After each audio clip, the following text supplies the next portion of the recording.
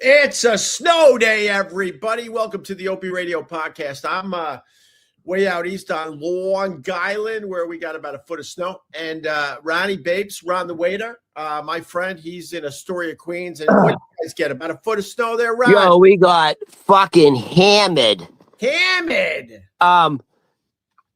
Dude, I woke up this morning. Yeah. And like I cramped up and I'm sore. And I'm like, why? And I realized I shoveled for well over an hour yesterday because I have a basement apartment. Right. And so basement apartments, the first half of the driveway comes down. Yeah. It levels out. And the second half of the driveway goes up. Yeah. It's a long driveway. Right. Dude, there was a fucking almost a foot of snow in the driveway. That takes a long, because it's not like once you get all the snow onto the shovel. If you explain shoveling snow, this is what people don't understand. Strangle you. This is what people don't understand with shoveling snow. It's not like you shovel it and throw it. You have to shovel it and literally walk like 30 feet to the to where you know that? Everyone has to deal with their own issues with shoveling a driveway, Ron. Let me tell you a couple things, because I decided to be very, very responsible, because I live in an area of Long Island where you're not going to get a lot of plows. You're not going to get a lot of help.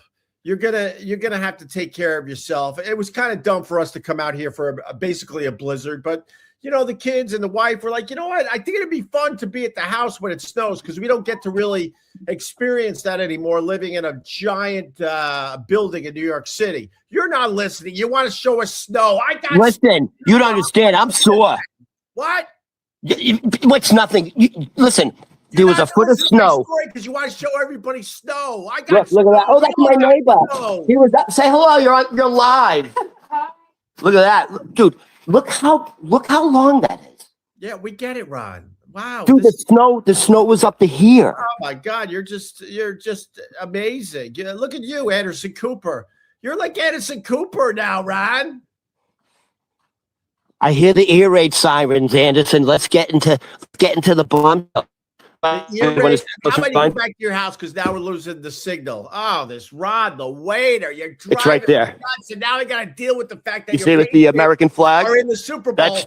That's George Costanza. Your apartment. We can't hear you. You're crapping out. That's George Costanza's parents' house. That's the house from Seinfeld, right there with the American flag. That's where they do Festivus. Oh, that's amazing. What about where Archie Bunker lived? It's literally the next street. Is it really? Literally the next street, yeah. So look. All right. Look at all I had to fucking shovel yesterday. That's crazy. That's all you look, did? Here's the pile. This is where we put it. This is the pile. Oh, look at how crazy that is, Ron. It's nothing. Oh, dude, I feel like Anderson in a war zone. Right. You shoveled. Dude, it's freezing out. Driveway. It's freezing. Look at that. Yeah, it's freezing, Ron. So you see how this is the entrance into my house. Oh my God, this is an amazing, amazing podcast. No wonder we're taking off the podcast world, because it's segments like this that are just getting the people going, we need more. Steven, make me a hot bath, please. All right. Are you getting all right. Why is the signal worse in your house than outside? Because I'm in a damp. Now you have a bad signal, Ron. Thank you. This has been a great podcast. All right. Well, listen to me. So when the storm hit yesterday morning, I get up early, even when I'm not doing this. I'm a morning person. I'm an early riser. Right. I decided that I'm going to get in front of this storm. So I started shoveling. Oh, look, half-inch of snow. I'm done in 5 minutes. What? Silly. Have some tea. Oh, amateur. Will you let me do my stupid bit? I don't have many bits. Let me do my goddamn bit. By the way, that's true. You don't have many. Go ahead. Oh, I don't have many bits? You want to see one of my classic bits? Here's one of my classic bits. Bye-bye. Bye-bye, Rod. Bye-bye. Mature. Very mature. So, and then I'm like, hour later, oh, let's go back out and shovel again. Oh, that took 10 minutes now. Fast forward, I was in it to win it. Now I'm out there 40, 45 minutes trying to give us a path in case we have to get out of here because they were warning about losing electricity and frozen pipes and aliens and ice knocking on your door. So I'm like, I need a path to get out of here with my family. And then my neighbor, right, late yesterday, he comes out to do the first shovel. And I couldn't help myself. And I like this person. I go, you know what? You should have probably been doing this all day like me. Look at my nice path. And then he's like, can you help me? I'm like, oh, no, now I got to help you because you're irresponsible. You had to open up your mouth and brag. So I'm pushing a car.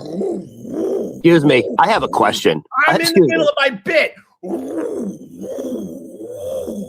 And then we finally get him out. I'm like, yeah, that's fun. That's 2 hours I didn't really need to do today, but I'm glad you have a path out now. I have a question. I think we're all thinking it. Excuse me.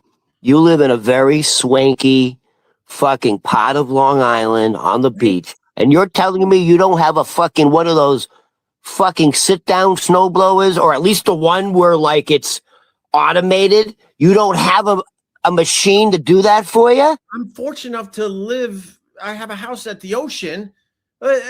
I couldn't tell you the last time I was shoveling snow out here. So why would I be overly prepared? So what are you shoveling? I got a snow shovel and some fucking salt. That's all you need. No, but what do you have to shovel? Your driveway? What are you shoveling? What are you shoveling? Your driveway? I'm shoveling my driveway and I'm getting it back to the. Opie, you look like you eat Snickers upside down so you can feel the veins. All right, thank you. Whatever. What does that mean? I don't know, but she's spamming the chat with that. So I figured if I put her on the big screen, we can all have a big laugh, and then she can move on with her life. She look cute. So here's the thing about the shoveling, right? So I'm like, I got a path. I got a path to the. Oh no, I don't. Everyone can relate to this. Oh, I got a path. I got a path to the. Oh no, I don't. Because just when you're about to have the path to the street, what happens? The giant snowplow comes flying through and blocks you back in. I'm like, oh, I got to start over. But it's been fun experiencing a big snowstorm out here instead of being in an apartment 500 feet above the streets of New York City. Thank you. Hey, this is really the first snowstorm I can remember in years and years and years in New York City. Yeah. We've actually gone a few winters like with no accumulation at all. Oh yeah. That's it. That's what you got to say. Well, yeah. Everyone was watching TV. We all know it's been in New York about 4 years since we've had some decent snow. Right. That's why I don't have snow blowers and all the fancy stuff out here. So here's my not snowing a lot and only being out here mostly when the weather's a lot nicer. It's stupid to have all that. So this was what I was experiencing, like here in Queens. Yeah. And there's no salt. You can't for your life. All the supermarkets, the salt is impossible to get. Right. In New Jersey, they were saying they don't have enough salt for the roads. Right. So they're only salting intersections. Right. Did you experience that? Did you try to get salt? You had salt? I got salt, Ryan. Oh, you're responsible. No, yeah, because we were out here 3 days ago. I'm like, everyone's going to do the mad rush a day before. So let's get prepared. Yeah. You're a little brush for the car. I got my snow shovel and I got my salt. So, but the plows. Oh, hey, plow drivers. Thank you very much. I know you've been up for like 24 straight hours. One of my friends is a plow driver on the side. That would be Pat effing Duffy. I love you guys. I do. But it's also frustrating when you got your path to the street so you can escape. And then that plow comes through and blocks you right back in, Ron, right back in. Hey, did you see the story? A guy in New Jersey plowing. You know, like first of all, most of the plows are not the giant municipal trucks. Right. They're the independent contractors, dude. Right. Like, you have a 4x4 and you put the shovel on the front. Right. By the way, in New Hampshire, like Concord, New Hampshire, like, dude, a lot of guys, that was part of their income in the winter. Right. Is, dude, I know for a fact, like, the family I lived with, he would do that. He would get, like, if it was a snowstorm, he'd get up at 2 a.m. because he had certain driveways. He had contracts for houses, right? So did you hear what happened during the snowstorm? What happened? So a fucking guy, private contractor, pickup truck, whatever thing. He's so high on the yayo. He's so high. Yeah. He plows literally through a house. He lost control and literally went through the front door of the house. Nice. And the officers were like, they realized he was slurring his words and his pupils were pin drops. Yeah. And then he passed out and they had to give him Narcan. Oh damn! Really? Yeah. Yeah. I'm a fan of these plow drivers. They're not really sure where the road is. Yeah. No, go ahead. It's okay, Opie. I was going to help you. What I'm about to say is going to sound who gives a shit. When you interrupt, then it turns my stuff into who gives a shit. I was going to say, I'm a fan of the plow drivers that don't know where the road is. So all you hear as they're going down the road is boom, boom, boom, boom, as they're just taking out mailboxes. Oh. Right. What was I going to say? Oh, the reason I brought up the guy doing this is because you're right. They'll apply for 24 hours. Mm-hmm. They want to make their money. So that's what the guy said. He was up for 24 hours and he was doing this. Yeah, they're tired. But, this talking about snowplows triggers me because, I was just a young kid when I learned that my second grade teacher, while on a trip to Canada, was decapitated by a snowplow. Jesus. Anywho, so this conversation kind of triggers me. Like they survived? How do you survive a decapitation, Ron? Could you? Well, your leg. No, I'm thinking like this isn't a Steve Martin. Wasn't it a Steve Martin movie where what's her name? Terry Gad's head was in a jar or something? No.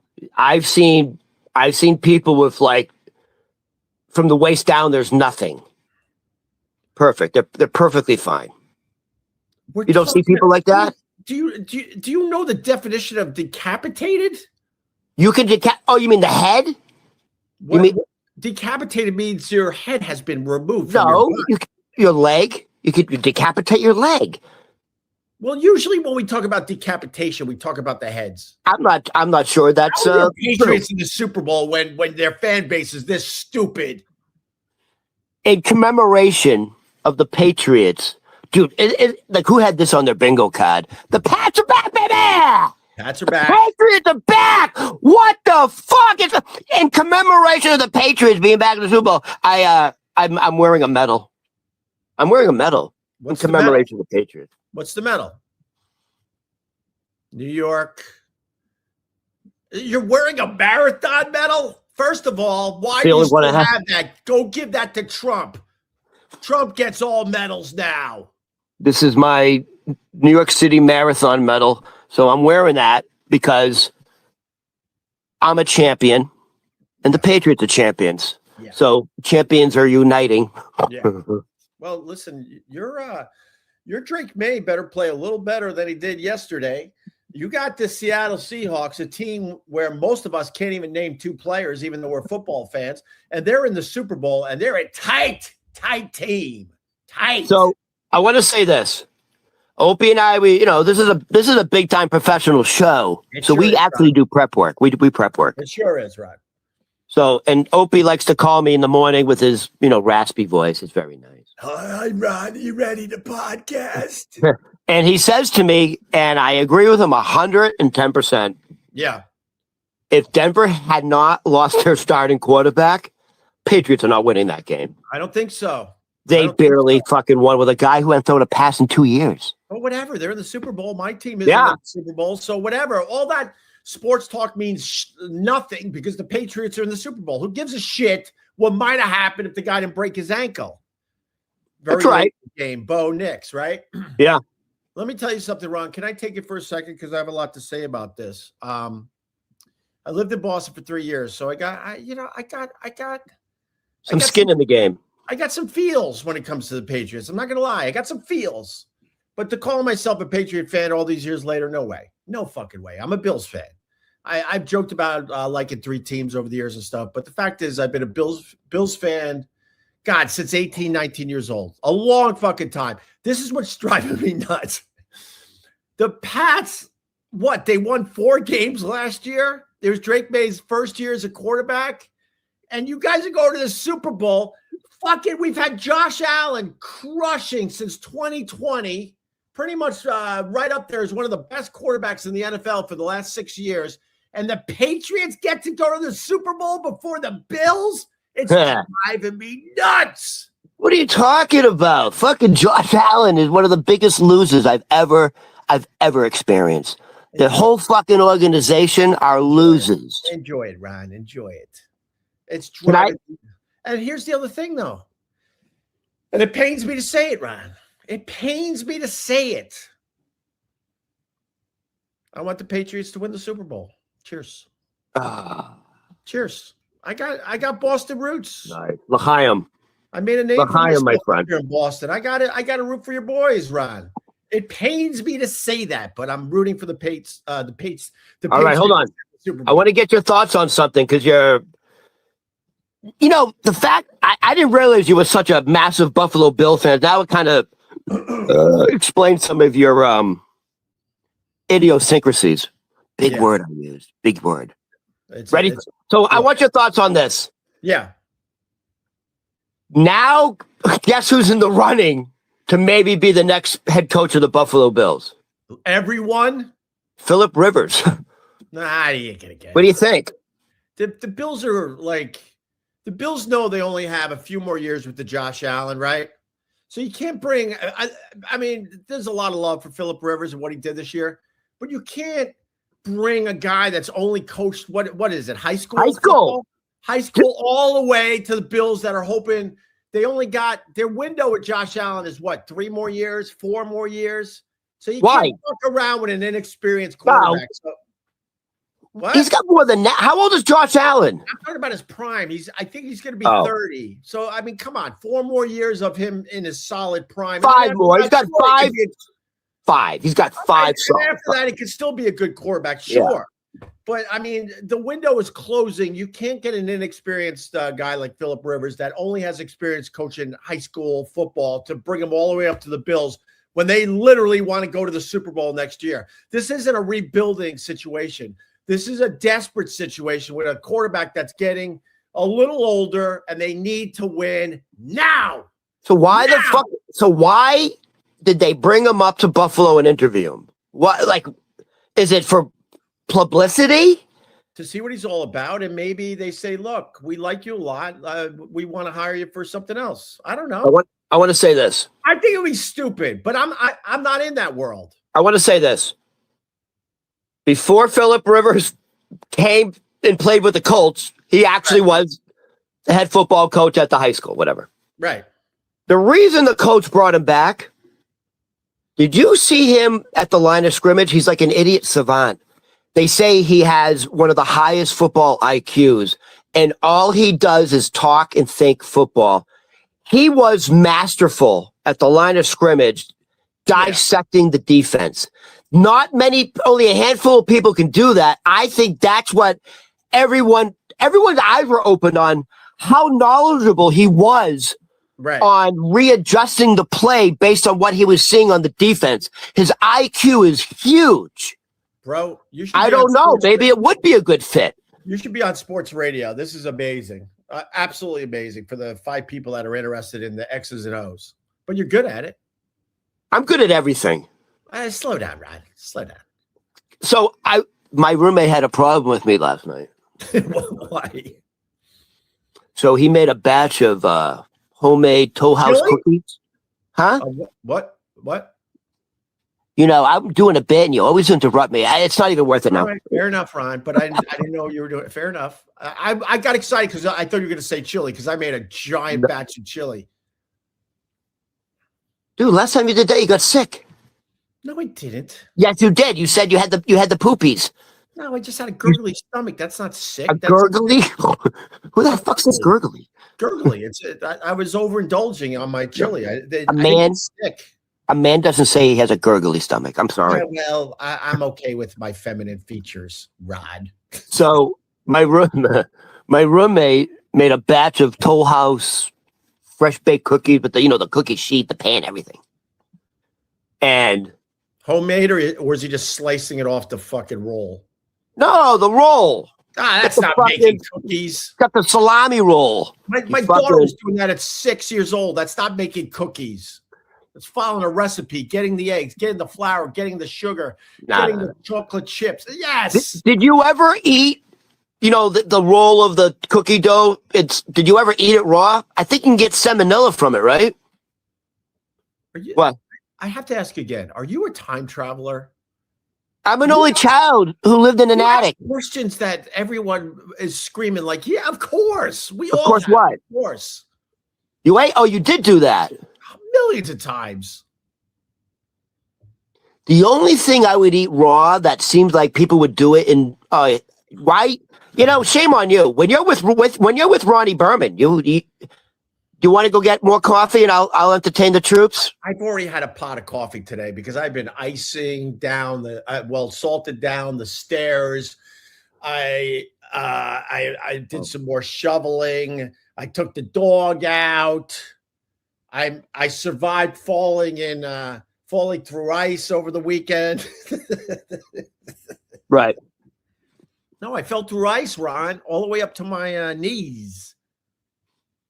And I got cold really fast. And I've been dealing with the upper respiratory. So I panicked and I had to run home. And by the time I ran home, everything I had on was completely frozen. Were you immediately? Was it so cold? Was it painful? Yeah, and I was scared because I do have an upper respiratory. I'm way on the other side of it, but I still am not 100%. And then I fell through the ice, and then my kids were laughing at me because I went into full panic mode. Like, oh my god, being a little sick, I got to get these clothes off me immediately. So I ran back to the house. It was probably a quarter mile to a half mile from the house. Oh, really? Oh, wet clothes? That's bad. By the time I got home, I was like this. Oh, Jesus. You didn't make it. And then, my God. And then all my clothes were completely frozen. Oh my God, we almost lost you. And then the kids were laughing really hard at me because I'm not going to lie, I panicked a little. Oh my, really? Yeah, because I was freezing before I fell in because it was there was frostbite out here. There's not a lot of trees, so that wind was whipping. The wind chill was well below zero. Dude, when your clothes are wet and you're in like severe wind chills, it can be dangerous. And you're frozen, and your clothes. Actually, you're better off having your clothes freeze than stay wet. Actually, well, but thank you, Ron, I'm trying to get. I'm trying to guess the guys call me a hypochondriac, but Ron knows, my friend. You made hypochondriac. You had hypothermia. Thank you, Ron. We're back. I'm trying to gauge the distance. Up top of your mug, we're back on the same page, bitch. Oh, we're friends again. Yay! Like I'm trying to gauge the distance. Could you see the house from where you were? Believe me, like when you have to go a distance and you're freezing, you can panic a little bit. I was like doing this. I couldn't get. I couldn't get my breath. Jesus Christ. My legs were like frozen. So let me ask, did you have your phone on you? And then my son's like, Dad, that's not how you get out of a lake after you fucking fall in.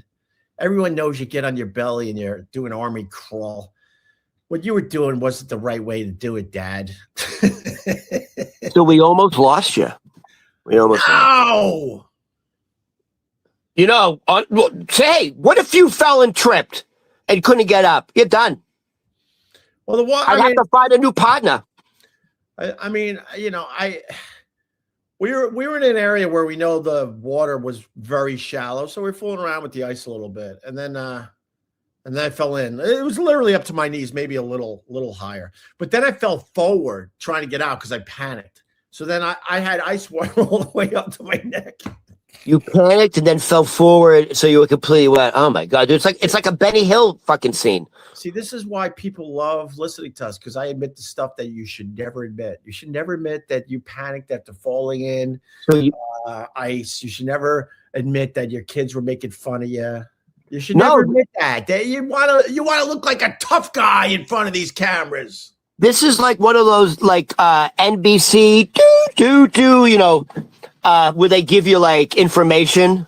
Yeah. Talking about like you did everything wrong, by the way. You fell in and then you went face first in. You actually, this kind of dangerous situation because you panicked. I just wanted to get out of it. And I was very surprised it fell through to begin with because the ice was really solid. I have a question. I learned something. Salt water doesn't freeze as well as not salt water. So you're saying the ocean would the ocean that was starting to freeze and you thought you could walk on it? The ocean. I mean, you know how cold it has to be for the ocean. So where were you walking where there was ice? There's other like inlets and stuff. Oh, I see. Like the marshes. The marshes. Kind of like you were walking through the marshes? Kind of like the marshes, yes. Because I used to shop at Downtown Crossing at Marshall's. Right. Yeah. Remember Marshall's in Finley's basement? Yeah, there you go. But so the big news is the snowstorm. The big news is the Patriots. The big news is Minneapolis.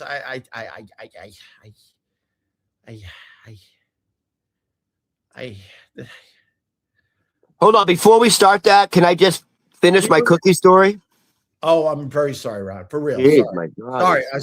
Sorry. When you interrupted me, I get really mad. So I want to apologize to you, Ron. I want to apologize to you today. My God. You went on a 20-minute rant about almost dying. My apology or not, Ron? All right. So my roommate's not happy with me. He made a big batch of Toll House cookies. Yeah. And I fucking probably ate 2/3 of it. And then I threw up, and then he got mad at me for wasting the cookies. Why did you need to eat so much goodness? I didn't throw up from that. Watching the Patriots, I consumed 100 ounces of Lagunitas. Ooh. I had 5 20-ounce cans. That's 100. Jesus. That's 100 ounces. Did you do the IPA? I did the Lagunitas IPA, 6.2% alcohol. Right. 5 of them, 20 ounces each. That's 100 ounces. Then I pounded the fucking cookie tray. I went to bed, and around 3:30 in the morning, I'm like, here it comes. Like, I was like, there's no way I'm going to go back to, dude. I was like, my stomach was bloated. Like, all the beer was fermenting with the cookies. I had unbelievable heartburn. I run to the bathroom. I go to get on my knees for the toilet. And I go into full-blown fucking muscle cramps, my hamstrings, because of the shoveling. And now I'm stuck and I can't get up. And I'm in incredible pain. I finally get up. And I'm like, well, I can't puke in the toilet. Oh, my God, Ron. And I just fucking, once again, I filled up the bathroom sink with Toll House cookies and with a nice brothy soup of foamy IPA. Oh, my God. That sounds and like my roommate goes, dude, seriously? Yeah. You wasted all the cookies. I'm like, yeah. Oh, that's funny, though. But that's how I celebrate the Patriots winning. Right. Yeah, congratulations. But I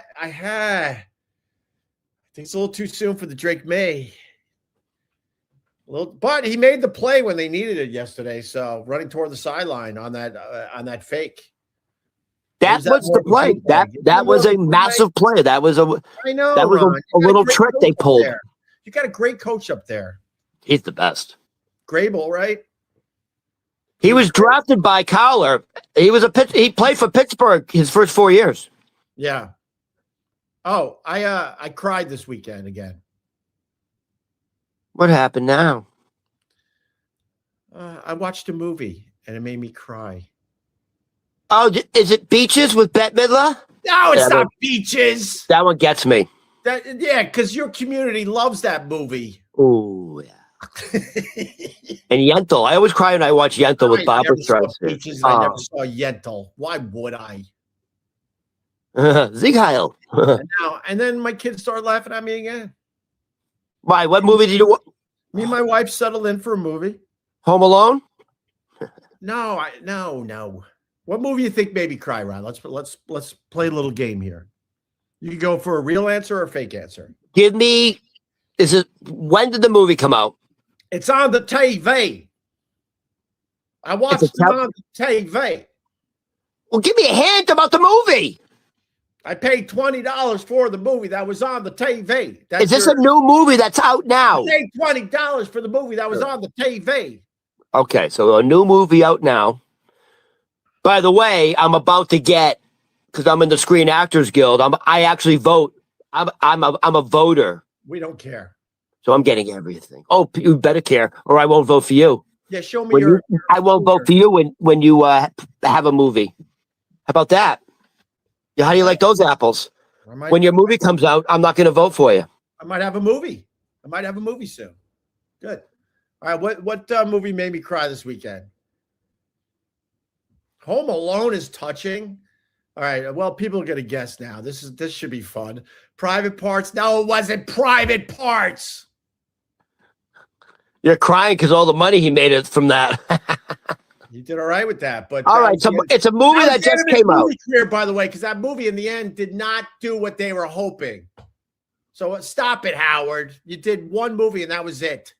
He also made a lot of money on the book. The book was a New York Times bestseller. Yeah, I read the book. It was good. Wicked 2. Excuse me, Wicked 2. No, it wasn't Wicked 2. Okay, so it's a movie that came out now. I gave up on the Wicked thing when I watched the first one. In 3 hours, they finally did that. I was like, what? No, you can't spend 3 hours that she turns into the evil witch at the last moment of the movie and making you wait for Wicked 2. No, I'm done.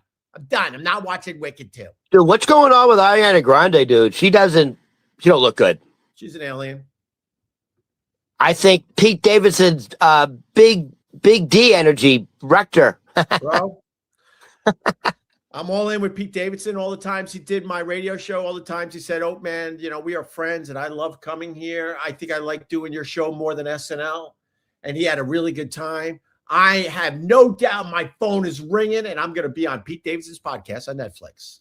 Oh yeah, because we bonded back in the day. Excuse me. If he invites you on, he's inviting you on as the Opie and Ronnie show. It's not just you. Now it is.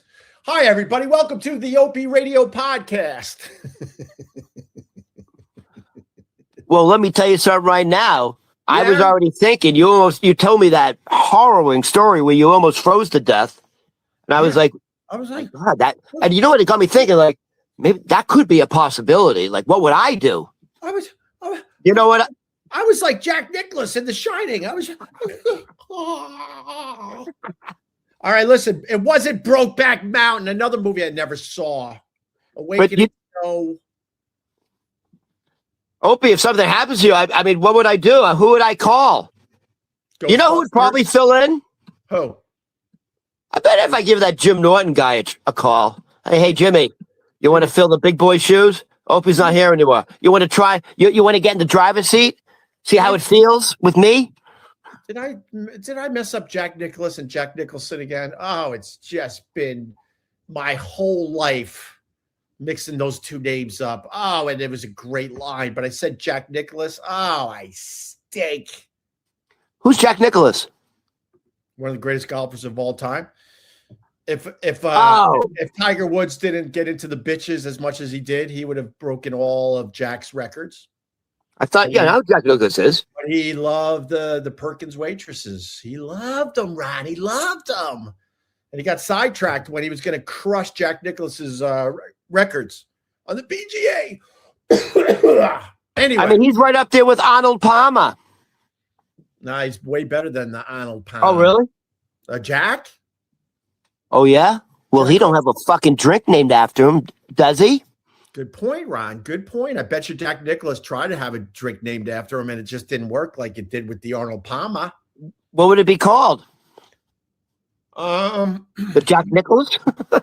The Jack Nicklaus. Yeah, well, you got to. Yeah, of course you got to name it horrible. after himself. Arnold Palmer named it after him, so Jack would have to name it after him. And just, I didn't guess the movie that I cried at.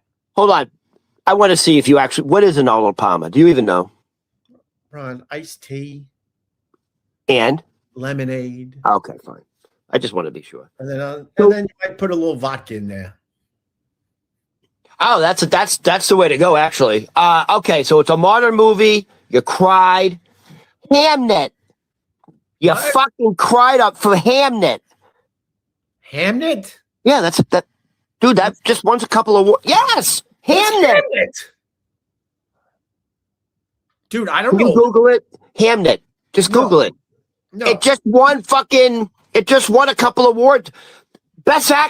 She just won for Best Actress. It's a movie. It's an Irish movie about Hamlet, but it's called Hamnet. So obviously it's not that movie. All right, what else is out? Frankenstein's out. No. You didn't cry in Frankenstein? All right, fuck it. I'm not going to tell you. Well, I'm guessing. What do you want from me? I guess you are a bad guesser. I guess. Yeah, everyone's on pins and needles wondering what movie this was. So what movie was it? Like, no one gives a shit. Well, they kind of give a shit, Ron. Who is it? What is it? They're all trying to guess. I cried watching with my wife. Got to add the with my wife part. No, I don't think I have to have with my wife part. I would have watched this movie by myself. Fuck yeah. I'm a man's man. Oh, it's a chick movie. No, it was Song Sung Blue with Kate Hudson. And Jack and Wolverine? Huh? And with Wolverine? And he looks like Wolverine through the whole fucking movie because he has the same facial hair at times. I'm like, that dude, you still look like Wolverine. No, but he's probably getting ready. Like they do a lot of that. Like they prep for other movies while they're doing a movie.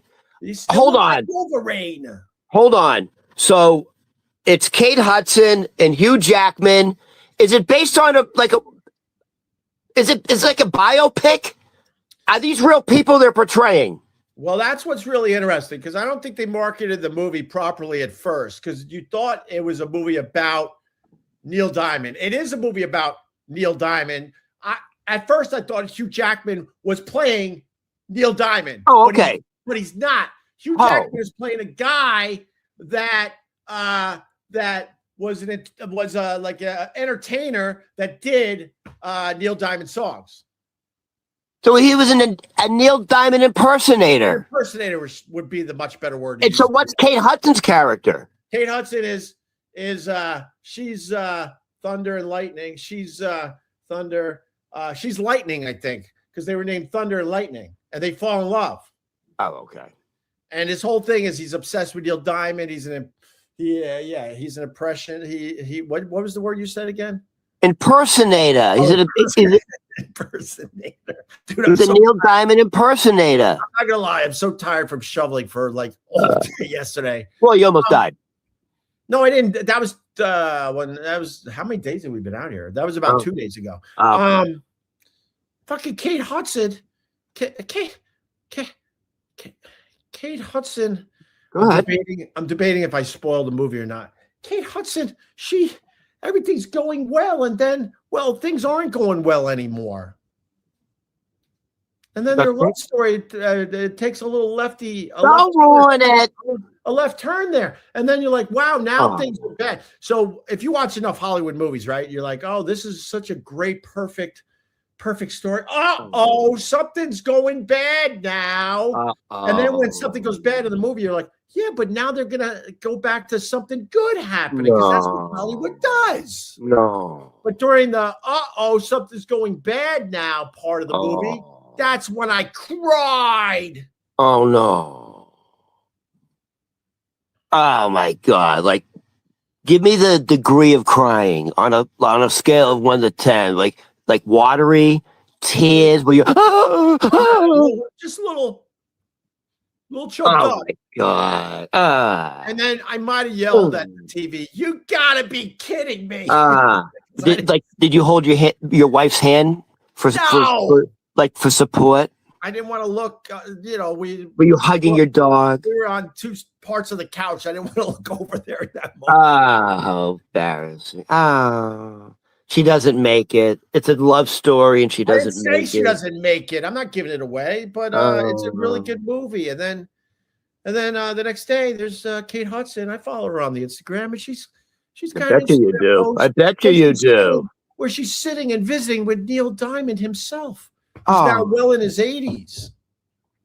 Movie's good, man. Kate Hudson, I think, might win it, bro. She might win it all.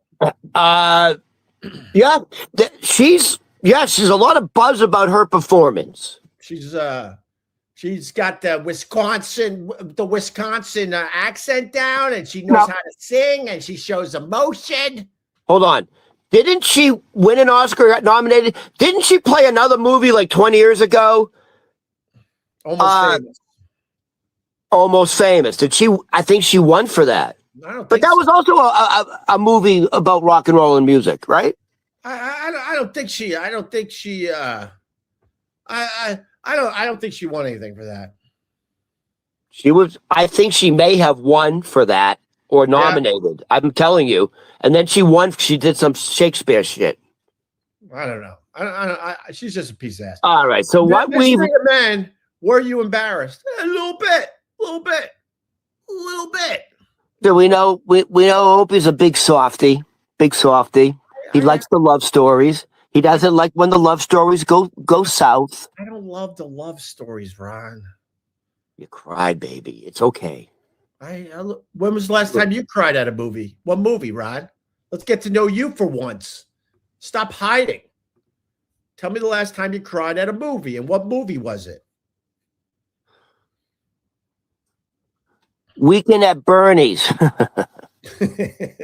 See, he was dead the whole time. It was very. You don't have any real answers around to anything. Honestly, this is true. I don't remember the last time, but I can tell you which movies I did cry at. Okay. The eyes were definitely super watery on Golden Pond. Oh, respect. Yeah. Like, I can't tell you recently, but on Golden Pond, that got me. I had a daddy that I didn't really see cry. I saw him cry twice. One time after his open heart surgery in the hospital, but the other time I took him to see The Passion of the Christ. So that's a million years ago now, right? 25 years ago, maybe. Are you telling me you cried at that movie? I'm talking about my dad crying. If you don't even know the basics of what I'm talking about, why are we even trying? Oh, yeah. We're trying. I already talked about me crying. Now I'm talking about my dad crying. Yeah, but I'm thinking you cried together with him. That's what I'm saying. No, I'm thinking. No, I don't think I did. Oh, you didn't see it with him. All right. No, I saw it with him. The movie was... at one point, I said to myself, I wasn't going to act up in front of my dad. At one point, when I was watching Passion of the Christ, I said to myself, I get it. They tortured this person. I get it. The whole movie was him just getting tortured. How old were you? I don't know, 30s, I guess. Oh, you're 30. Jesus. Okay. You're a grown. I was mad. I'm like, I get it. They tortured this guy. Jesus. I thought you were young. Yeah. Well, I didn't see it because I don't like to see Jews being tortured. Maybe even late 20s. I don't know. I mean, I wasn't like a kid anymore or anything like that. So, and I looked over. My dad was bawling. At which part? Probably the whole fucking thing because they just. Oh my God! The whole movie was tortured. Oh, did your father go to church on Sundays? My father grew up Catholic, but by the end of his life, he believed, but he really was against organized religion in general. Are you one of those families that you went to when you were young? You went to church on Sunday? A lot, and then came back and had a nice meal. Sure. So, like, how often Was that for years and years and years? Like for years and years and years, that was the ritual in your house. Sunday morning, you go to church. I went through the whole thing. I was still going to church every Sunday, even if I was hungover when I was in college. For the first, by the time I was a sophomore, I was tapping out. All right, dude, educate me. What time would you have to get up on a Sunday to get dressed and shower and look nice in your Sunday best to go to fucking church? This isn't Little House on the Prairie. That's how I know it. I don't even remember anymore, but it was like we probably did around a 9 o'clocker. Oh, like what time was service? And it was quick. It was a quick, getting ready. That's all that's all I could remember all these years later. And so your father also had the passion of the Christ in him. Well, he was frustrated because there's a lot of stuff they left out of the Bible. He was studying like a lot of ancient texts at the end of his life. Your father was? Yeah, he was studying all that. He was really into it. What do you mean ancient texts? There's a ton of shit they left out of the Bible. And there's like the Dead Sea Scrolls, all that type of stuff my dad was into, learning about. Yeah, there are manuscripts that are much older than the Bible. Right. And the Bible has some of the same stories in them. Yeah. John Cords, $5. An early FU to the belts of my snowplower. 90 minutes of shoveling. Thanks, Dick. Yeah, we made $5 today, Ron. That's awesome. All right. Go to the fucking go to McDonald's dollar menu. Yeah. You know what? I think, Ron, I'm going to say something. I don't want to talk about Minneapolis. By the way, I was going to say, if you want to talk about that now. No, I don't want to talk about it. Opie, I don't feel it's disturbing. Yes. I'll say this because it's been a theme as long as I've been in the public eye. I fucking hate politics and I fucking hate our politicians. Yeah. And this is a perfect example. They lie right to our fucking faces all the fucking time. Bashar, the extraterrestrial. What are you doing? That's all I'm going to say about it. Oh, Bashar, the extraterrestrial. Ron, sorry. Because it's stupid to even talk about it. People have their opinion on what happened in Minneapolis. And they're not going to listen to what I have to say, especially if it goes against what they think. We've lost our way in America. We're rudderless. Bashar, the extraterrestrial. This is what they say about what's going on right now. Yeah. The ETs called Trump the Great Destructor. And, oh my God, I forgot my... damn it. What else we were saying? It doesn't matter. Opie sucks. Because look, I suck because he doesn't agree with my opinion. This is why I don't want to talk about it. Yeah. So just quickly, I'll say this much. Now you're getting me going. If you can't handle a male nurse, you might be in the wrong profession. No offense to the male nurses out there, but if you can't handle a male nurse, 7 of you can't handle a male nurse, really? And you get to keep your jobs? This is what Bashar says about all this. He says one of the lessons... Yeah, right. You're like Tony, you can't control yourself. One of the lessons we're going to learn is we're going to learn to second guess our government because we are being absolutely gaslighted. The video and what the government is saying are two different things. Ron, and I'm not mad at you. It has nothing to do with you. But you, like I said, turn around and talk to your wood paneling. It's exhausting. Yeah. I saw but if you can easily see it however you need to see it. It's so frustrating. Well, but here's something else. This guy was truly an asset to his community. He was an ICU nurse at the Veterans Hospital. Like he was truly making a difference in his community in an extremely positive way. And he was snuffed out. He was just straight up snuffed out. And if America is just going to stay back and stay silent, then we're all complicit. We're all guilty.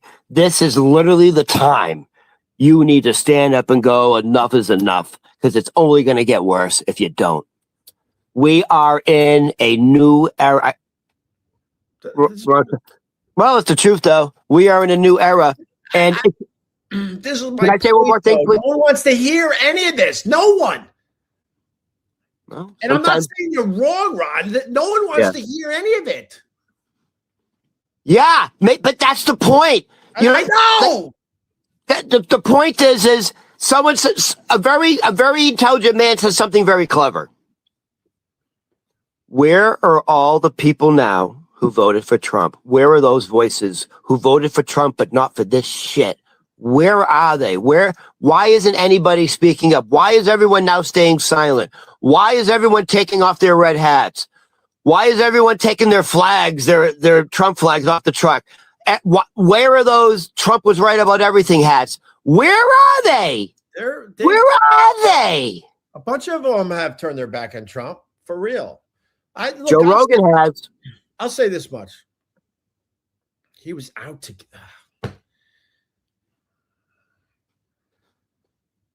Serenity now. Did someone do a bad comment? It's you know what bothers me the most? I'll talk on the outskirts of this. The lack of empathy in America is really fucking scary. Really fucking scary. You shouldn't have been there.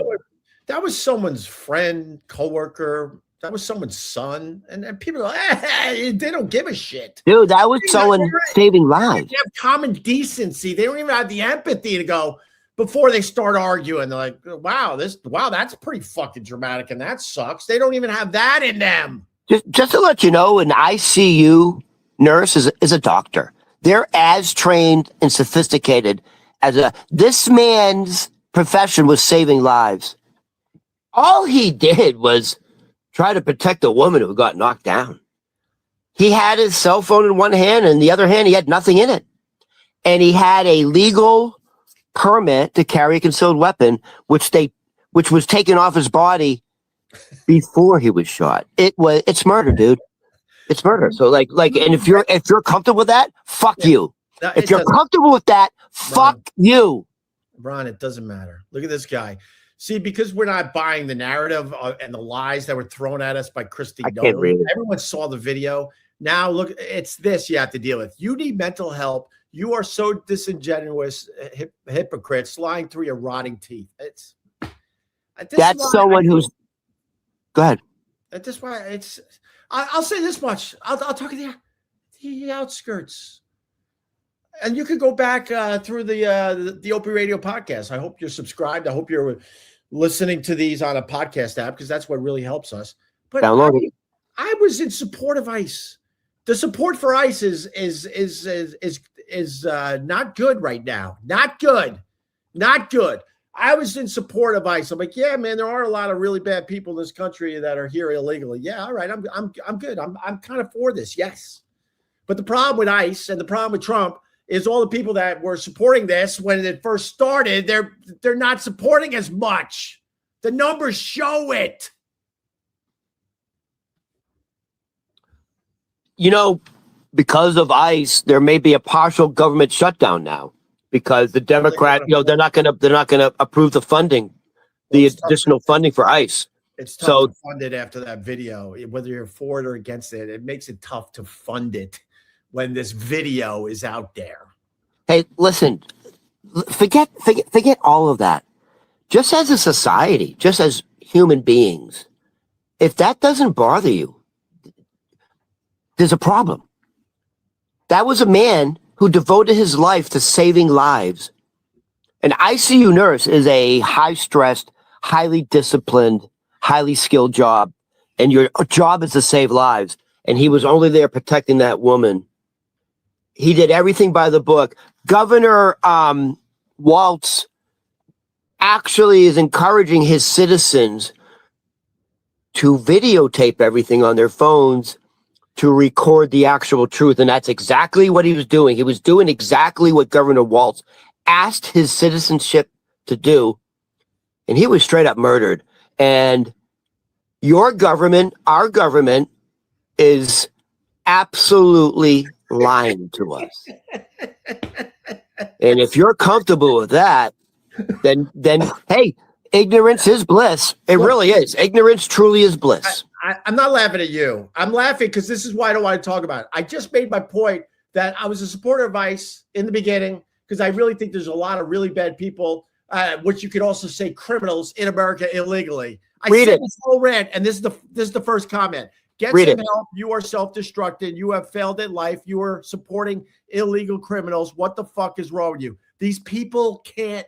They're not listening. I literally said something that you would support, but you didn't want to hear it. They don't care. That's the point. Blindly following our Lord Jesus Christ. That's the point, Opie. There's no compromise. There's no listening. It's and by the way, this is also a human phenomenon. What human nature does. What human nature does is fuck. You start doubling down on the guy you voted for because you don't want to seem like you made a mistake. So you start doubling down on the mistake because you don't want to say fuck that. I guess I was wrong. That's human nature, man. I studied human nature in college, and sociology. As humans, none of us want to be wrong. Yeah, it's the ego. That's the ego protecting you. It's really tough for the majority of human beings to admit that they're wrong, to admit their faults. Sure. I took a class called Interpersonal Communications in Geneseo. He's long gone, but Dr. Getzinger, I bow to him. It was the greatest fucking college class I ever took. I learned how to read people. Whatever. It doesn't matter. My minor at Northeastern was sociology. I have a minor in sociology. That's why I'm like a idiot savant when it comes. I love sociology. If I didn't go into communications, I would have went down that path. I think I love sociology, but it doesn't matter, Ron. Now we got half the people fucking mad. I don't care. It's just like. No, but seriously, you got when do you stand up and go, Jesus Christ, what I just saw is not right. It's just not right. You're not going to get it. It's straight up murder, and you're going to lie about it. So guess what? This is the danger of it, Opie.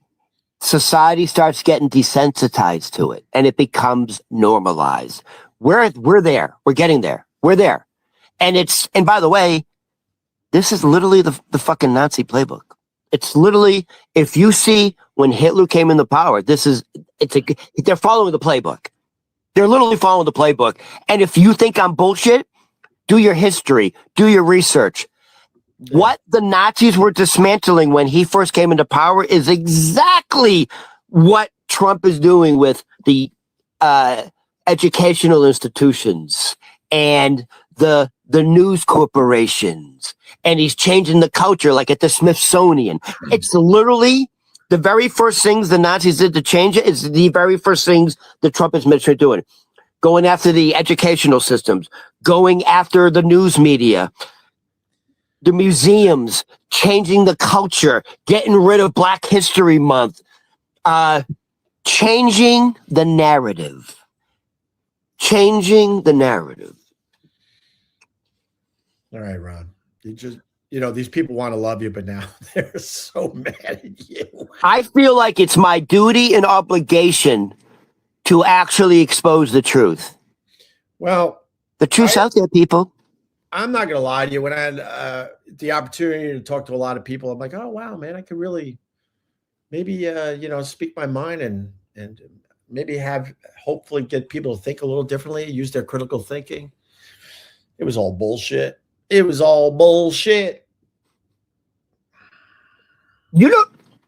So like, I was thinking of like, because I have a minor in sociology, I was like, oh, maybe I'll have a career in that. And I'm like, what kind of career could you have in like sociology? So like, one of the careers of like sociology is like, the post office hired a sociologist they brought in a sociologist to study the phenomenon of post office. You know when they go, hey, he went postal? All right, yeah. Careful. So They got a guy that studies that. So the post office goes, This has become a phenomenon. We don't understand why it's happening. We want to understand it so we can stop it, because it was becoming a real issue in America. It became such an issue, it became a verb. This is what this guy got out of your whole rap. Fucking losers. Yeah. MAGA, baby. MAGA, baby. Yeah. Father. Really? Are you enjoying your fucking coffee that's now 20% more for tariffs? You like that one? You like fucking, yeah. Are you not a coffee drinker, my friend? No one wants to hear it. They don't want to hear it. You don't want to hear it? Yeah, that's what I'm saying. You want to, the ego. I voted for him, and I'm going to stick with him. They don't want to hear it. Hoo-ah! It's like fucking Pacino, the blind movie. Hoo-ah! All right, Ron. They don't want to hear it, though. They don't want to hear it. They've dug in. That's their man. I don't know. It's exhausting. I think Trump should have got in front of a camera this weekend, but, you know. It's exhausting. I really thought that Trump should have got in front of a camera, because when things are really tough in America, like the president, sometimes you lean on that president. I think there's the 40th anniversary of the Challenger explosion. And, man, there were a ton of fucking people that didn't like Reagan. A ton. He was the great communicator, though. And when times got tough, he got in front of a fucking camera and said, all right, here's what's going on. We need that. Nowhere to be found. He was hanging out with his wife with that stupid movie that no one's gonna watch. Oh my God! No one's watching that crap. Melania. Groundbreaking movie, Melania. We get to see the inside workings of Melania. You know, there's going to be a perfume bottle. Two women crying about their boogeyman. Boogeyman. We're crying, Ron. We're crying. Crying over you. Why don't you go with your band Aerosmith with the crying song? How'd that go again? I can't even. I left you in. Jesus Christ, that was like fingernails on a blackboard. I know. All right, give me your best crying songs. Didn't Bryan Adams have one? What was it? I don't know. For some reason, I thought he had a song about crying. I think it's Aerosmith's crying song is the best ever, right?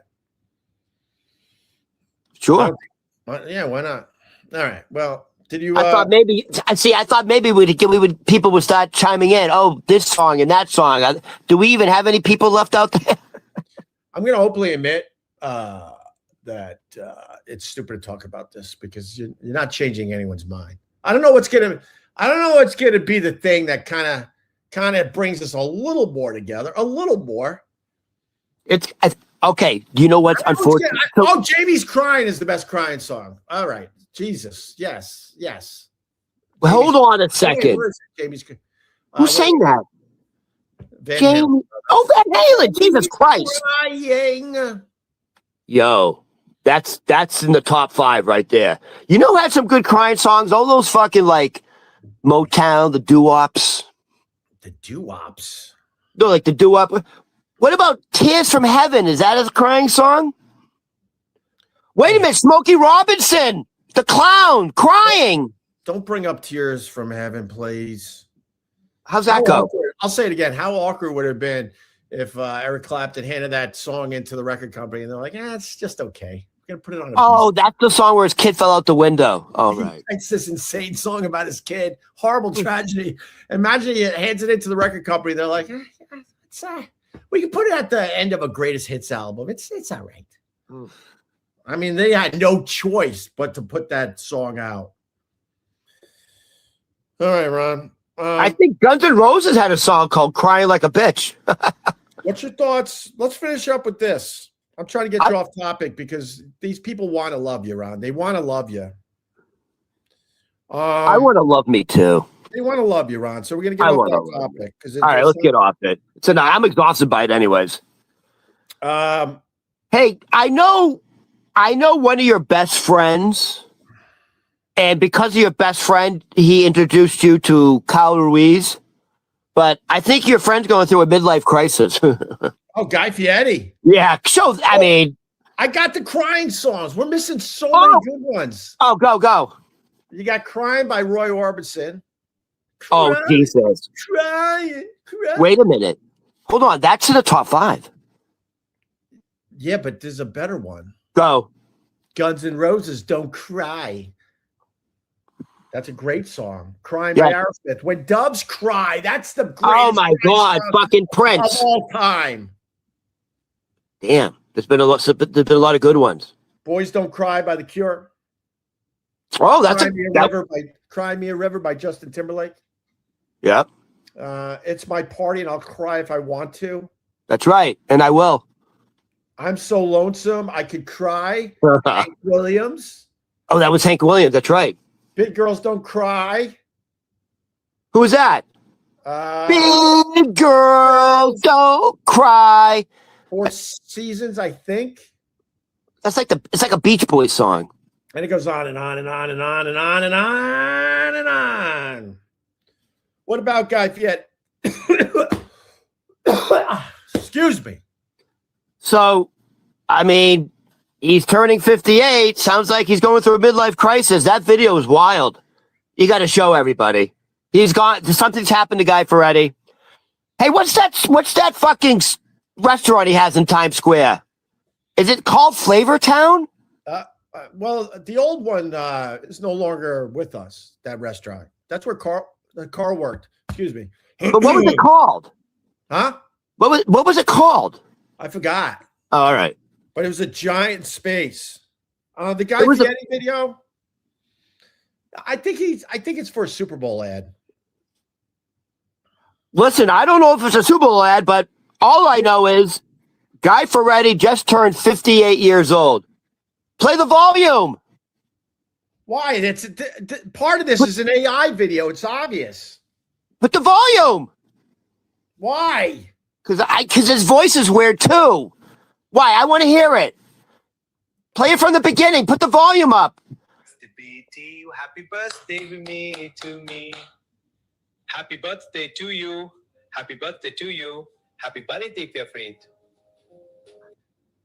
All right, time to cut this beauty. That's a lot of AI in that video. He made it. He made it. It's not someone like pranking him. So Carl, when he was alive, told me something which I thought was interesting. I screamed too much, and now the upper respiratory that's way better is bothering me now again. I got the tickle. It's funny what you said when you said Carl told me something when he was alive. Like, what else would he tell you? Yeah.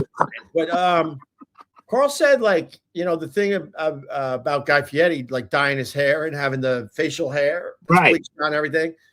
Carl's like, when Guy's done, he could just go back to his natural hair and shave his fucking goatee, and he could live a normal life. And and Carl said in a way like it's something that Guy wants eventually when he's out of the spotlight to be just left alone. So then when that video popped up where he just has black hair and no fucking facial hair, it brought me back to what Carl said. But with that said, I mean, the reveal will be interesting. I think it's a Super Bowl ad. But sorry. Yeah. But the thing with Super Bowl ads are you want to be surprised. So, but nowadays it's hard to surprise anybody with a Super Bowl ad because they put the ads out early. But I mean, we'll know what that's about eventually. He's not going through life looking like that. He looks ridiculous. So Guy Fieri during the lockdown on the Food Network, I got hooked on Guy Fieri's. I got hooked on it because my father was a chef and, he was a restaurateur who owned bars and restaurants. I got hooked on Guy Fieri's show. Was it diners, drive-ins, and motels? What the fuck's it called? Dives.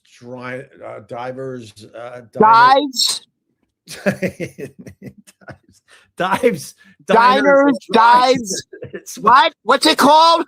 Dude, I'm not gonna lie to you. I got a touch of dyslexia. So there's a couple things that I have dyslexia. One is the Steve Martin, John Candy movie, Planes, Trains, and Automobiles. I'm always confused which one goes first. Right. It's they started Planes, Trains. They started on a plane, then they started on a plane, then a train, and then an automobile. So I think it's called Planes, Trains, and Automobiles. But every time I have to say the name of that movie, I have a real tough time. And the other one is Diners, Drive-ins, and Dives. Diners, drive-ins and dives. Yes. Or this guy who probably doesn't like us, so that's fine. Dicks, dildos, and dongs. Dude, that's actually not bad. That's actually funny. Good for you, my friend. Good for you. That's not bad. Bravo. Dicks, dildos, and dongs. The triple D, baby. The triple D. So I got hooked on that. Yeah. He would drive up in his red Corvette, fucking the convertible red Corvette. Yeah. And what's really great about the show is it's him. He's just a really charismatic, funny guy. And so I always love these type of formats. So it's half cooking show and half history lesson. Yeah. So, you go to this small dive in fucking Charlottesville, North Carolina. And it's like been there for 50 years. And it's like, and their specialty is like, fucking grits and gravy with homemade fucking the what do you call it? The dough? What do you call it? I don't know. The pastry. Dumplings? Anyways. I thought you were going to say collard greens. But anyways, you go and so you learn about the town, the history, and you learn, and then the food's really good. So I got hooked on that. And the other show I got hooked on with Guy Fieri during the lockdown. He had a other show where it was him and his kids. Yeah. It was him and his kid. Yeah, his sons are great. Cooking during the lockdown, cooking at their ranch. Right. And what was appealing about that show was, and this was what appealing about it. Were you trying to say home fries? No. Okay. When you get biscuits and biscuits, I was trying to say they show you how to make the homemade biscuits and the gravy and the grits. That you learn about the history of the food and the town. And I'm into that because my father was a chef and I grew up in the business. Can I say something? Biscuits overrated. When I go to Popeyes and KFC, I'm like, what's this? And I throw that aside so I can get to the chicken. No, the biscuits at KFC with the gravy and mashed potatoes, that's a staple, dude. Yeah, overrated. Overrated. What about the Pillsbury Doughboy biscuits in the tube? Nope. What are you, nuts? Don't believe in it. You ever eat that raw? Nope. So this is where I became a fan of Guy Fieri. The other show where it was him and his family and his kids, I was like, wow, this guy he really loves his family. He's a real family man. He's just really down to earth guy. And that was appealing to me because I'm an only child and everyone abandoned me. Aww, I want Guy Fieri to be my daddy. I know. I want Guy Fieri to be my daddy.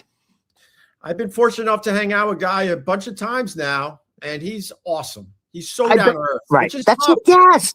He's one of our biggest celebrities out there. He's huge, but you got to see him at home with his family interacting. I'm like, this is actually a really cool guy. No, Ron, you got to see it on the TV. I actually got to go to his house. Look at you fucking bragging. Yeah. Yeah. I was in his kitchen once. He's like, oh, you hungry? I'll never forget it. I go, this was after Carl died, unfortunately. I know, but where though? Where? His house is gorgeous. But where? Which house? Where? He has a lot of houses. Northern California. Okay, yeah. So he has a house close to where he films Grocery Games.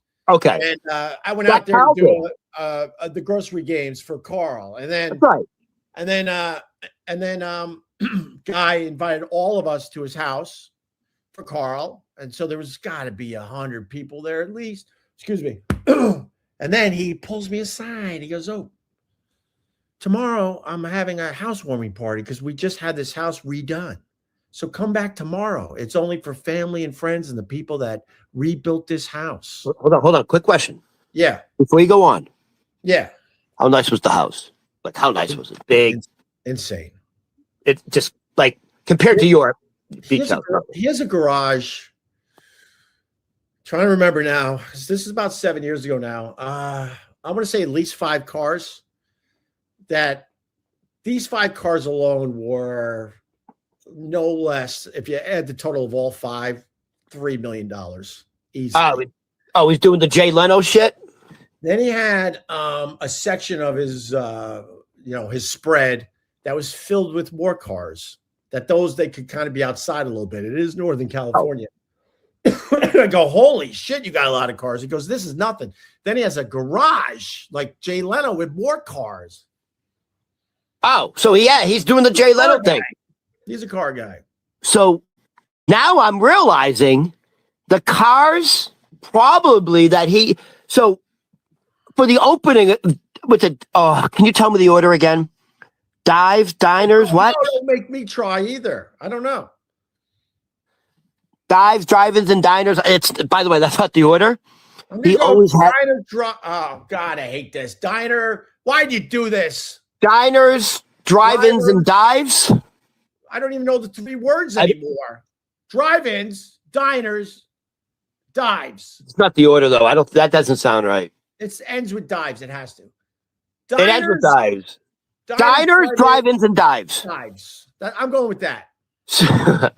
Is that your final answer? Do you want to phone a friend? So what he does is for the beginning of every new episode, he drives up to the spot, like through the town, and he's always got like this mint fucking convertible sports car. I assume they're probably his. How many cars does he have on his property?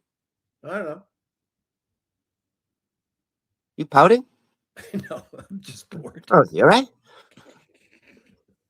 Hold on. That's not the question I want to know.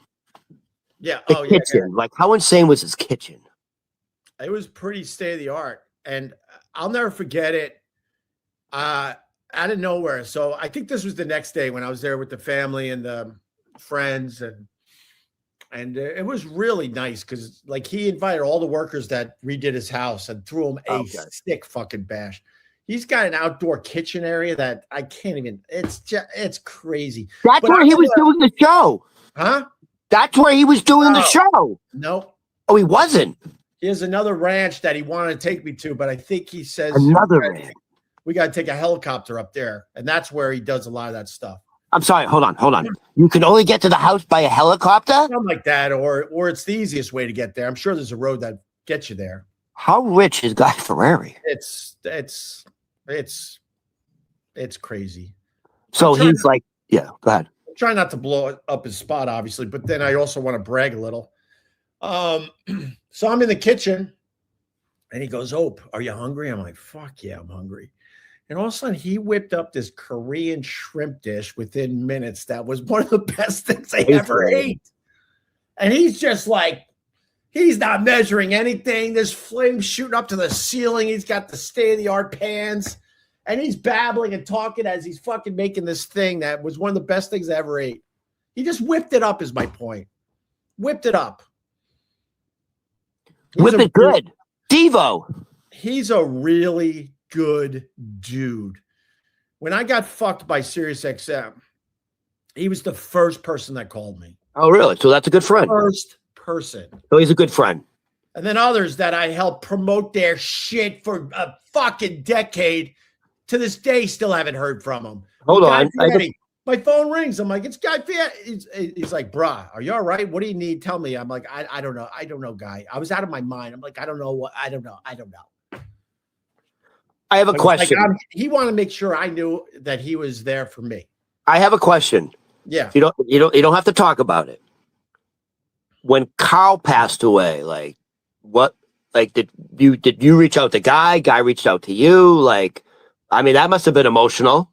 It was, we had one night we were on the phone probably 2 hours. Oh, okay. And we have text messages. You know what? I shouldn't say that one. Let's just put it this way. We were worried about Carl. Before he passed away? Yeah, because of his lifestyle. And we were trying to get Carl to slow down a little bit. And did you ever have an intervention with Carl? No, I mean, I said my 2 cents over the years. Yeah. You know. So when he finally passed away, like, it sounds like you and Guy weren't that shocked. Well, I mean, man, I don't want to. I mean, this is the good shit, though. But, like, when me and Carl and Vic Henley would walk around the city, I'm a bunch of years older than Carl when we were hanging out. And Carl would beg us to slow down. He was having chest pain since the day I met him. And that's how he went out in the end. How old was he when he passed away? 42. 41, 42. That's super young, dude. I'll tell you, man. He had a wife? He was going through a separation / I think it was officially a divorce by the time he died. But did he have children? So stepkids. But yeah, he looked at them as his kids. Okay. So that's going to be tough on the family and tough on them losing their stepdad. I was in this house when I got the call from Gloria. What do you mean you were in his house? No, I was here. Oh. And it dropped me to my knees, if you want really? to drop me to my knees. Who told you? And part of me, I don't think part of me is still hasn't gotten over it. Who told you? Gloria, who's was Carl's assistant. Oh, okay. I didn't know who that was. Is that one of those moments in your life where you get that news and you literally drop to your knees? Well, I just said that, Ron. All right, so I'm repeating it for the people. So waterworks, all that stuff. Inconsolable for a long time. Really? Yeah, bro. He was everything. So hold on a second. I'm not gonna lie to you, Ryan. I have a lot of fun with you. That goes without saying. Yeah. But Carl made this fun again for me. I got into radio because it was a fun thing to do. And then for years, it wasn't fun anymore. Right. And Carl was the one that made this fun again. I remember you saying to me, the best time you were ever had when it was you, Vic Henley, Kyle Ruiz, and you would go down to the Hamptons or Fire Island? Fire Island? What are you talking about? Right, so slow down. Nothing wrong with Fire Island. Slow down, you homophobe. And you would go to the comedy clubs in the Hamptons, and you said, Ron, if I could, I would do anything to replicate the joy I was having. You said you would go. What are you doing? I don't know what you're talking about. What comedy? You're telling me you said some of the best moments you ever had with Carl and Vic Henley is when you guys would do comedy shows in the Hamptons. We didn't do any shows in the Hamptons. Where? We started up a small comedy tour that we were having fun with. Not in Long Island? Somewhere, right? We did one in the Village. We did one in Philly. Oh, okay. All right. Get my place. But you said, I remember you saying you started doing comedy shows with Vic Henley, Carl, and you said that was some of the best times of your life, right? No. Am I getting this conversation wrong? No offense, Ron. The whole thing was a lot of fun, and it was and it's some of the biggest and happiest moments of my entire career. But that was more like the radio show we were doing and the podcast we did after the radio show, and the fact that we couldn't get enough of each other. We were hanging out when we weren't doing radio. It was awesome. The whole thing was awesome. Well, I mean, that's how I met you. You were literally doing shit with Kyle. Awesome. So here's my other question. I hung out with Carl on a very regular basis. We probably hung out until he got really busy with the restaurant, no less than 3 times a week. And that didn't include doing all the radio shows. So we're always finding a reason to hang out a little bit, do dinner, whatever. He turned me on to so much cool food shit. All right, just give me a quick history lesson. How did Vic Henley come into all this? He just started doing the Opie and Anthony show like any other comedian back then, and then we hit it off. But what you knew him? I'm trying how did he? No, just like we didn't know fucking Theo Von when he first came on the show. No one knew who he was. Oh, I see. Okay, I see. So he come in to promote shit, and we hit it off. So he was just like a local comic, and he did the show, and it was good. He's from Alabama, and he lived in New York City for many, many years. So it looked like you, Vic Henley, and Carl were a fucking tight group. So my question is, when Carl passed away, how did Vic Henley take it? Did it rock him like you? Yeah, they were really, really close. I know. That's what I'm asking. It must have rocked him. Carl needed a place to live for a little bit, and Vic, brought him in. Oh, really? Yeah, they were roommates a little bit here and there, nothing crazy. And then, what, was he living in the city? Huh? Was Vic Henley living in the city? Yeah, on the east side. Okay. And yeah, they were really tight. They were just as close. Like, I'm not a partier, so Carl certainly had some good times with Vic. Okay. Hanging out real late and stuff. I couldn't do that with those guys. So let me ask you this. Kids, and it's also isn't my thing. Let me ask you this. Yeah. What was the time frame from when Carl passed away to Vic passed away? Was that 6 months? Okay. Do you think Carl's passing had something to do with Vic passing away? Like, some people, when there's someone so close to you, your friend, that happens. Did you think that had anything to do with it? It's weird. Vic got hit by a SUV and didn't really get checked out properly. A few months before he died, he got hit by an SUV. Oh, I didn't. Oh, okay. And he was bleeding. He was, peeing blood and all sorts of shit. And he was like, I'm good. It's on my podcast. We're like, dude, what the fuck? You got to get checked out. If you go way back in my podcast, you could check out that whole storyline, man. It's crazy. And then I was hit by a car and he was pissing blood. Oh yeah. And then, the shutdown happened, and I was definitely leaning on Vic to try to, get through Carl's passing and also do some podcasting still. And then he left us in April. So what was the cause? Carl was September and Vic was April. No, but what was the cause of death for Vic? Carl was a heart attack, right? Yeah, he had embolism. Yeah. Pulmonary embolism. So what did Vic die of? Like internal bleeding? A pulmonary embolism. Didn't you say, how did Vic die? Yes. So pulmonary embolism. Oh, okay. I thought you were talking about a massive heart attack. Oh, pulmonary. Okay. Jesus.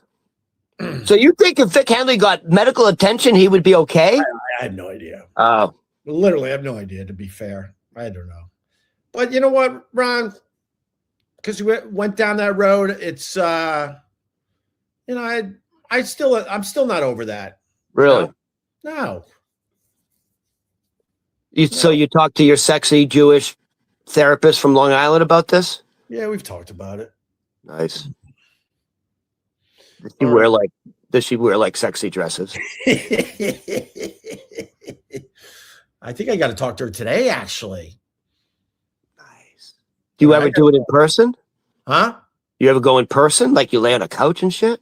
I haven't gone in person in a while because I was driving out to Long Island to do the in-person thing. And I was like, this is too much. I bet you when you go in person, you shower, you have clean underwear on because you're like, you never know. No, it's not because you never know. You never know. Maybe we're going to boom, boom. Huh? Maybe I'm going to do a Tony Soprano. All right. I think you're an honest man. I try to be. You can tell us. Be honest. You're a man. Have you ever pleasured yourself alone thinking about her, your therapist? I think you're lying. I absolutely think every man does. Fuck you. You're lying. You're alone in a room with a woman who's listening to you. Oh my God. I'm getting hard.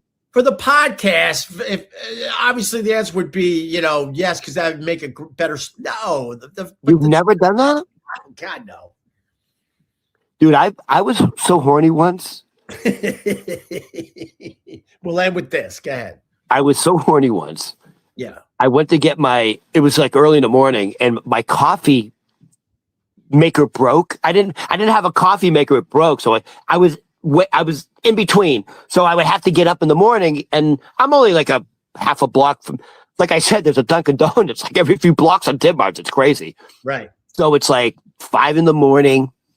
and because I don't have a coffee maker, I get like 2 giant black coffees, and I'm horny, dude. Especially, when I'm horny is if I had a few the night before. You wake up frisky because you get the little alcohol fizzle in you. Yeah, and I think we can relate to that. Yeah, and she was like this. She was Indian. They're all Indian. They're all Bangladesh or Indian. That work in that. If you work at a Dunkin' Donuts, New York City, you're Bangladesh or Indian. If you work at a Dunkin' Donuts in Boston, you're just a trashy girl from Southie. They're still white. So I'm horny. It's like 4:30 in the morning, 4:45. I'm getting my coffee, and I'm like, oh my God, she's got the Muslim scarf on. She's cute, petite. You know what I mean? She's got the dot. Whoa. What are they called? There's a name for the Indian porn. Do you know what I'm talking about?